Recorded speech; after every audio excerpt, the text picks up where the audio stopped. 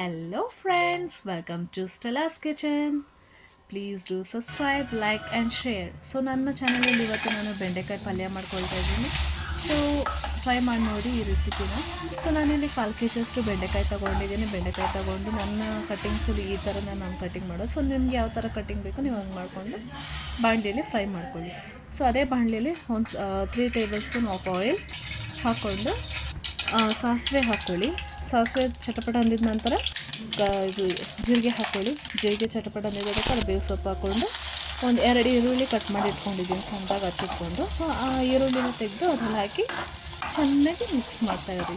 ಅದು ರಾ ಸ್ಮೆಲ್ಲೆಲ್ಲ ಹೋಗಬೇಕಲ್ವ. ಸೊ ಈರುಳ್ಳಿ ಎಷ್ಟು ಫ್ರೈ ಆಗುತ್ತೋ ಅಷ್ಟು ಟೇಸ್ಟ್ ನಮಗೆ ಸಿಗುತ್ತೆ. ಸೊ ಚೆನ್ನಾಗಿ ಬಾಡಿಸ್ತಾಯಿರಿ ಫ್ರೆಂಡ್ಸ್. ಸೊ ಬೇರೆ ಬೇರೆ ಥರ ಬೆಂಡೆಕಾಯಿ ಪಲ್ಯ ಎಲ್ಲ ಮಾಡ್ತಿರ್ತಾರೆ, ಬಟ್ ನನ್ನ ಚಪಾತಿಯಲ್ಲಿ ನಮ್ಮ ಅತ್ತೆಗೆ ಈ ಥರ ಇಷ್ಟ ಅಂತೇಳ್ಬಿಟ್ಟು ನಾನು ಮಾಡ್ತಾಯಿದ್ದೀನಿ. ಸೊ ಈ ಥರ ಒಂದ್ಸರಿ ಟ್ರೈ ಮಾಡಿ ನೋಡಿ.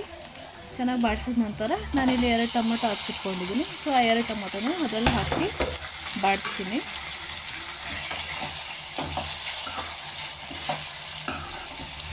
ಆ ಟೊಮೆಟೊ ಚೆನ್ನಾಗಿ ಬೇಯಬೇಕು ಮತ್ತು ಸಾಫ್ಟ್ನೆಸ್ ಆಗಿರಬೇಕು.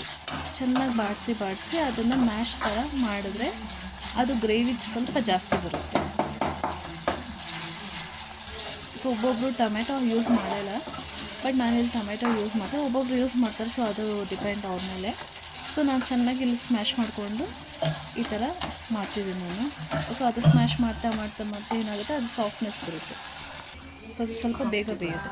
ಸೊ ಬೆಂದಿದ ನಂತರ ಒಂದು 1/4 ಟೇಬಲ್ ಸ್ಪೂನ್ ಅಷ್ಟು ಅರಿಶಿಣದ ಪುಡಿ, 1 ಟೇಬಲ್ ಸ್ಪೂನ್ ಅಷ್ಟು ಖಾರದ ಪುಡಿ, ಮತ್ತು ಇಲ್ಲಿ ನಾನು ಸ್ವಲ್ಪ ಗರಂ ಮಸಾಲೆ ತೊಗೊಂಡಿದ್ದೀನಿ. ಸೊ ಗರಂ ಮಸಾಲೆ ಬಂದ್ಬಿಟ್ಟು ಆಪ್ಷನಲ್, ನಾನು ಹಾಕ್ತಿದ್ದೀನಿ. ನಿಮ್ಗೆ ಬೇಕಾದ್ರೆ ನೀವು ಹಾಕ್ಕೊಬೋದು. ಮತ್ತು ರುಚಿಗೆ ತಕ್ಕಷ್ಟು ಉಪ್ಪು ಹಾಕಿ ಚೆನ್ನಾಗಿ ಬಾಡಿಸ್ಬೇಕು. ಸೊ ಅದು ಬಾಡಿಸಿ ಅದು ಆಯಿಲ್ ಅಂಶ ಎಲ್ಲ ಸ್ವಲ್ಪ ಬರುತ್ತೆ. ಸೊ ನಾನಿಲ್ಲಿ ಸ್ವಲ್ಪ ವಾಟರ್ ಯೂಸ್ ಮಾಡ್ಕೊಂಡಿದ್ದೀನಿ ಒಂಚೂರು. ಸೊ ಅದು ಯೂಸ್ ಮಾಡಿಕೊಂಡು ಸ್ವಲ್ಪ ಗ್ರೇವಿ ಬರುತ್ತೆ ಅಂತ ಹೇಳ್ಬಿಟ್ಟು, ನಿಮಗೆ ಬೇಡ ಅಂದರೆ ನೀವು ಯೂಸ್ ಮಾಡ್ಕೊಳ್ಳೋದು ಬೇಕಾಗಿಲ್ಲ. ವಾಟರು ನೀವು ಯೂಸ್ ಮಾಡಿದ್ರು ಇನ್ನೂ ಗ್ರೇವಿ ಸ್ವಲ್ಪ ಜಾಸ್ತಿ ಬರುತ್ತೆ. ಆಮೇಲೆ ಹುರಿದಿದ್ದಂಥ ಲೇಡೀಸ್ ಫಿಂಗರ್ನ ಅದರಲ್ಲಿ ಹಾಕ್ಕೊಳ್ಳಿ. ಬೆಂಡೆಕಾಯಿನ ಹಾಕಿ ಚೆನ್ನಾಗಿ ಮಿಕ್ಸ್ ಮಾಡ್ತಾಯಿರಿ. ಸೊ ಮಿಕ್ಸ್ ಮಾಡಿದ ನಂತರ ಈ ಥರ ಇರುತ್ತೆ, ಅದು ಚೆನ್ನಾಗಿ ಬೆಂದಿರುತ್ತೆ ಫ್ರೆಂಡ್ಸ್. ಮತ್ತು ಲಾಸ್ಟಲ್ಲಿ ಕೊತ್ತಂಬರಿ ತುರಿನ ಬಿಟ್ಬಿಡ್ರಿ. ಸೊ ನಮ್ಮ ಬೆಂಡೆಕಾಯಿ ನನ್ನ ಮನೆ ಸ್ಟೈಲಲ್ಲಿ ನಾನು ಮಾಡಿದ್ದೀನಿ. ಸೊ ಒಂದ್ಸರಿ ಟೇಸ್ಟ್ ಮಾಡಿ ನೋಡಿ ಹೇಗೆ ಮಾಡಿ. So now please do subscribe my channel Stella's Kitchen. Thank you.